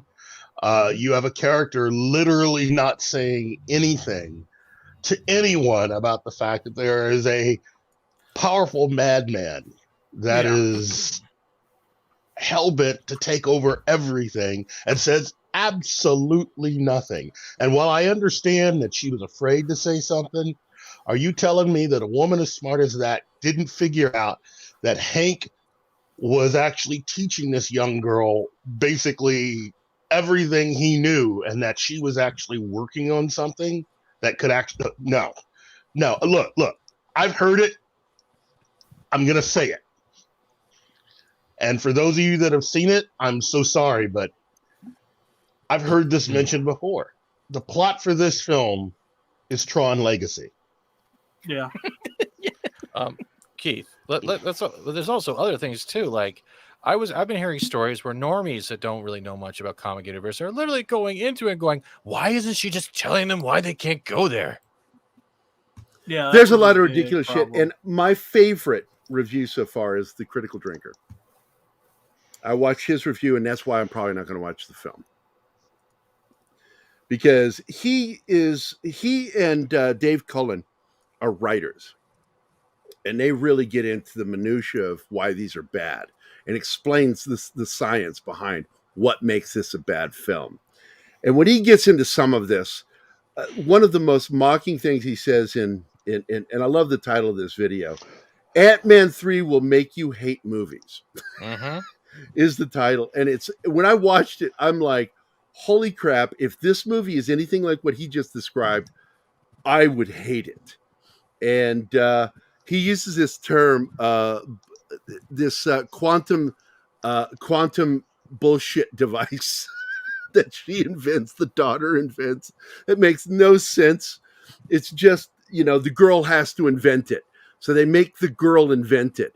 That causes all these problems. And then Deus Ex Machina, next thing you know, within a few minutes, all the characters are sucked into this alternate micro world. And it's just, he says it's absurd. Everything in the writing is absurd. The characters don't do anything interesting. The interesting characters aren't being interesting. The story's not interesting. There's nothing good that comes out of this. The entire film is nothing more than a setup, a diving board for other stuff. And that's it. Yep. I'm guessing I'm the only person here that actually liked the movie. That's fine. I'm not going to watch it, so I didn't hate it. There's a lot of problems with it, and there's a lot of issues I had with it, but there's also a lot of stuff I liked. Like I like the Ant-Man fights. I thought they were well done. And I know Fat Steven was busting on the ants, but the ants are from a highly technological society. That was armor that they were wearing. And they were like, it's in the comics. You can laugh all you want. It is in the comics. Hey, I'm not crapping on John for liking it. I'm not crapping it on Dork either. But it's just, you look at Iron Man 1, you look at Infinity War, you look at that saga, and then you look at what you got now. And then you compare those and you watch the downward trend of no longer is it trend, but it's no longer is it a good film or a good story. We are now hoping for a good 5 minutes while paying $30 at a theater. That's the problem. Yeah, it's just so expensive. And you got to make the movie worth the visit. $350 million. In all disclosure, I didn't pay anything to see it. So well, okay, but that I'm giving a reference when it comes to maybe general audiences. yeah, We're paying $30 to $50 to $60 depending on who we're taking with us: kids, popcorn, drinks, sanity, because you're going to be paying for your sanity after you're done seeing this, and we're hoping for 5 minutes of good. That is not entertainment. Look, it's expensive no matter what. It's been expensive for a while. I remember when Zoe was younger, we went to the theater downtown, Hollywood Cinemas, which is closed now. They officially closed, didn't they, Keith? Just not making enough money to stay alive, stay afloat. So, by the way, hi, Donnie Pearson. Good to see you, man. You've got, this is back in 2012, 2013. And basically went to see a movie with my daughter. Movie tickets, concessions, $50. Alcohol, $100 because you need. I wish they served alcohol there. Sodas, popcorn. I ordered nachos for her, and I got a hot dog, chili dog for me. $50, everything. That's too expensive. Now, I understand concessions are always expensive for a reason, because if you didn't know this, if you want to support your local theater, you buy concessions there. Don't sneak snacks and drinks. The reason why is because 100% of their money is made through concessions. Yeah, they hardly make anything on ticket sales. And George Lucas, once again, as awesome as he is in some ways, he's an asshole in others. He created the current environment with his prequel trilogy. It changed the way studios, including the filmmaking studio and the distribution studio, share money now with the theaters, and the theaters don't turn a profit until after a film's been there for over a week to 2 weeks. During Star Wars, they didn't make anything off of Star Wars when the prequels got released. Not a dime. I have another issue, and I don't know if I'm allowed to talk spoilers here, and this is related to Ant-Man. Avoid it as best as possible. All right, John, you've seen all the secret scenes, right? Now, now I'm saying you enjoy this movie, Dork. You enjoy this movie too. So it goes to both of you. The person they introduced, which we all know and love, as a villain, do you think that was the film to properly, respectfully show him for the first time in the MCU? Yes or Which no? character? Which character? You don't want me to spoil. Are you talking about MODOK? No, I'm talking about a secret scene. Okay. So this character got introduced as a secret scene in this movie. Does that show the quality and value of that character's legacy within this film? Or do you feel like it's just a scapegoat? I'm not sure I know who you're talking about, because there were two post-credit scenes. No, there was only two. There was three. Well, they must have pulled that then, because there was only two when I sat, because I sat until the freaking projector went off. I've seen that there's three, and my version didn't have it. So if there's two, I'll back. But have you seen that? Have you seen it with three? How I saw it doesn't usually have the secret scenes. Okay, well, there's only two scenes. This third scene that I know which one you're talking about isn't in there. Okay. But if it is true, do you think that's a good way of paying respect to that character? But it's not true. That's what I'm saying. That scene is not in there. Okay then. Both credit scenes deal with Kang. Okay, cool. They both deal with Kang, and one of them deals with kind of setting up Loki season 2. Yes. Which is one of the ones that Disney is focusing on. All of the stuff that they introduced, all of the future projects that are spin-offs of Disney Plus programs, in case those of you didn't hear, all of that stuff has now been put on hold with the exception of Secret Wars and Loki. Yep. So Echo has been put on hold. Agatha is basically the entire production has been shut down. And it shouldn't happen. Wow. That's Victoria Alonso. Yeah. Yeah. Well, I mean, again, it's and I love that actress. She's awesome. It's Iger basically looking at everything that Chapek had said and going, well, I may hate the dude, but he's kind of right, So there's a lot of tomfoolery going on with Disney. And while I'm looking at the chat and going, look, there may be a lot of you out there that said you saw this movie and loved it, and that's great. But the thing is that these films are no longer hitting across the board with all fans. No. That's the long and short of it. And anyone that doesn't see that, you are either willfully blind or you just don't really understand what you're seeing. So the long and the veiny of it is you're going to help us out, right? These films need help, and they are headed in a very bad direction at this point. There's a lot of stuff that's been quote-unquote planned out, but that doesn't mean anything if you're going to continue to seemingly throw good money after bad, trying to chase after audiences who are not willing to show up for an incredible loss of quality. These films are not what they once were, period. And the characters that they're trying to push on everyone are not that good. Over half these characters did not do well when they were introduced in comics. There's a reason for that. You know, look, Iron Man may not have been an A-list character, but he's been selling comics since he was first introduced. He's got a huge fan base. Not as big as, say, the X-Men or even Spider-Man. Same way with Captain America. Same way with all these characters that you saw in Phase 1. And again, I say, look at all of the talented people that they had behind the camera and in front of the camera that made Phases 1, 2, and 3 what they were. They are gone now. Yep. So to act like, oh, this is a surprise, it's not a surprise. Kevin Feige doesn't know that much. Gary and I have been trying to tell everybody, look, his knowledge goes back to the 80s. Yeah, you may have praised him initially, but it's easy to praise someone when they have all the talent in the world around them. Now we're really seeing what Kevin Feige actually knows and what he can do. And it's not that good. And he lost the one person who he was grooming to creatively take over a good portion of the MCU. And that's James Gunn. So who's he got? Well, he's got Dave Moore. He's got Vicky Alonso. And they're going to find new ways of making their version of... it's what did I say? You know, Phase 4, remember how shitty it was? Well, they're going to do better with Phase 5, even though it's the exact same three assholes that gave us Phase 4. Yep. Yeah, they're going to do it differently.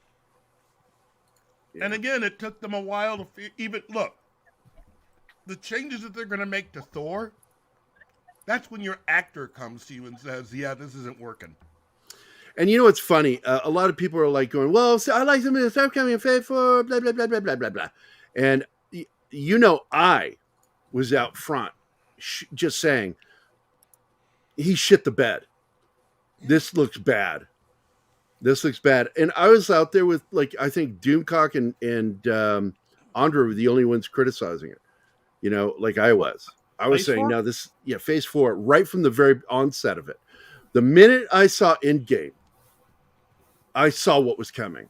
Hey, when they showed the A-Team, yeah, I'm like, this is going to get worse. That was even in there. You guys weren't the only ones. I was saying the exact same thing. Yeah, you jumped on with me. You still liked some of the stuff that was coming forth, and I'm like, nope, it's going to be crap. I liked Spider-Man. Well, that's Sony. You know, Sony. It is Sony. But the thing is, I did not like Black Widow. Didn't like the Eternals. Didn't like the D+ shows. I was saying, look, they're going the wrong direction with a lot of this stuff. So, look, again, I liked Miss Marvel. I thought Miss Marvel was well done as far as a family show. Yeah, well, and it was. It was a good show, but I think it was accidental. Yeah. The thing you got to understand is that film, The Marvels, they've already removed it. They've already moved it to a different date. Yeah. They have no real faith in that film. I'm telling you right now. Nope. That film is gonna get run over by its competition. Can we just talk about their poster for a minute there and how meme-worthy it was? You guys saw what it actually is when I actually put the overlay on top, right? Wow. That is just yeah. Yeah. Do you want me to pull it up? Do it now. Do you want me to pull it out? No, hold on. Definitely not. No, okay. Well, I'm going to get it. So hold on. Yeah, go ahead, grab it. I'm going to throw something up here. This is when the MCU ended for me. This one film. That was it. Infinity War. That was the end of the greatest run It's of vulgar. comic films. It is vulgar, so warning ahead of time. This was a perfect film. I love that film. And then Endgame came out, and it just was chock full of stupid stuff that I didn't like. Okay, And I'm sharing. oh my God, Steven. I'm not kidding. Oh, I literally found an image, and that is literally it Oh lined my up God. perfectly. Yeah. You have to. That's What? crap. That's not crap. That's literally their poster with an overlay. Yeah, see, somebody doodled on it. That doesn't count. Doodled on it. I put the overlay over top of the actual poster. That's what I said. You doodled on it. That's the point of the meme. That's why it was so funny when you see it and you can't unsee it. Wow. I'm not crapping on you, You're John. stretching. You're stretching. No, I had to stretch Stretching a little bit. it, man. I had to stretch it. The poster was a little bit bigger, so I had to make sure it aligned properly in this video. Hey, John, was he stretching it? Why is that funny? Phrasing. Perfect phrasing. It doesn't hurt We are at Hey, the end of the hey, show, guys. Hey, Hey. drop it. Drop it. Hey, did we have any backdoor breaches? Yeah. Monkey had one. Here you go. What did I just tell you? Who's the pitcher? Who's the catcher? You're the pitcher and the catcher. You're the pitcher and the catcher. See? There you go. Wow. All right. Classic moment from the adult version of Ren and Stimpy. And then, of course, another one for any other breaches. Everlight, protect Grog and the rest of our friends, wherever they are.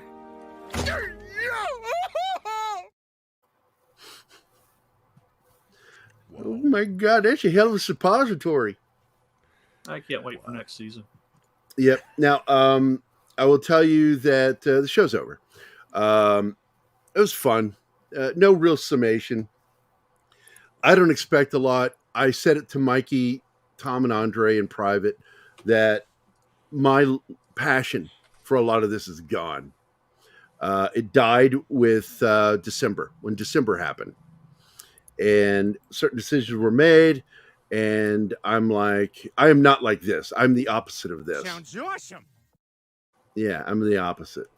I just like, the shit makers are winning. And I don't like that. I want things to be good, which is why Saturday Morning Fun Time is now shifted to something else entirely, which is we are going to be talking about stuff that is good, stuff that we love, stuff that we're passionate about. And tomorrow's show is going to be one of Keith's of my favorite shows of all time, Space 1999. Nice. We're going to be talking about that show. This was a massively influential film. I mean, I got to tell you, this was almost as impactful as Star Trek, but it wasn't.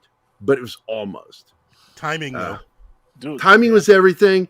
And I think that if season 2 had been better, it would have had as big an impact. Well, it's because the person who helped to Fred Freiberger ruined Star Trek and ruined ruined, and then he did his work on Space 1999.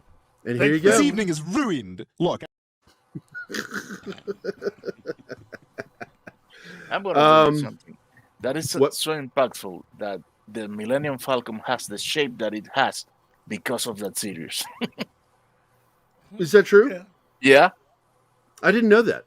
I know that the model maker for this show really was inspired and had done some of the model work with Trumbull. And so therefore utilized a lot of the stuff from real science with the designs. And the blacking out and I wish you could see it. My model here, I don't want to pick it up. I don't want to risk breaking it. I have a 3.5 foot eagle from Space 1999 sitting in front of me, like inches. I mean, I could touch it. That's my eagle right there. I just banged on. That's a beautiful model kit made by our friend Brian, and he gifted it to me. I'm like, I remember when he gave it to me. He's like, he goes, yeah, I'm giving it to you. Then I went walking backwards out the door. I'm like, well, I'm taking it with me. I thought tomorrow was John Wick. Yeah, tomorrow is your week, not. Oh, is it? Oh, yeah. Wait. Well, that's the one that's popping up first. Oh, I refreshed it. It's John Wick. I stand corrected, everybody. Which this, Bill, you want to join us before we go? Come on, Bill, jump in.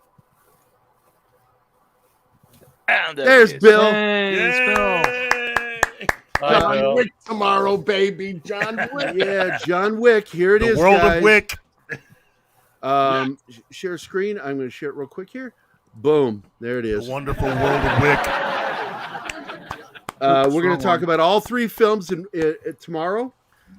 I haven't liked my own show yet. Let me like that. There we go. I think everybody should do that. It helps with the algorithm, liking your own shows. They also expect you to pin a comment that you make. So this show is amazing. And this is the stuff we're going to do from now on moving forward, is talk about some of these great shows and films. And we're going to talk about studios and networks. When they did really well, we'll be talking about Hanna-Barbera. And Hanna-Barbera changed the game. Yeah. So when we talk about Hanna-Barbera, you're talking about two guys that love Hanna-Barbera. And the two shows that changed everything, I mean, they made money on some shows, but the two shows that changed the game, technically I should say three. Let's go with three. Number 1, Flintstones. Number 2, Johnny Quest. Number 3, Scooby-Doo. Yep. And those shows changed everything. They went from 24 frames to 18 frames. And it saved millions of dollars to do it that way. And hitting prime time. Unlike Filmation went to 12. Oh, and the backgrounds. Doing the rotation backgrounds. Just brilliant. Gotta go. So I want to thank everybody. We're not going to be able to get all the names in time. But Bill, thanks for producing the show. Keith, Fat Steven Seagal, Dork Knight, Das Wolfen, and Martin. Thank you guys. I want to thank the audience, Lord. Oh, God, everybody's out there. I love you guys. You guys mean so much. We appreciate you guys stopping in and watching. And we want to thank KGRA's radio audience for listening to us. And I hope you guys are enjoying the shows. And with that, take us out, Bill.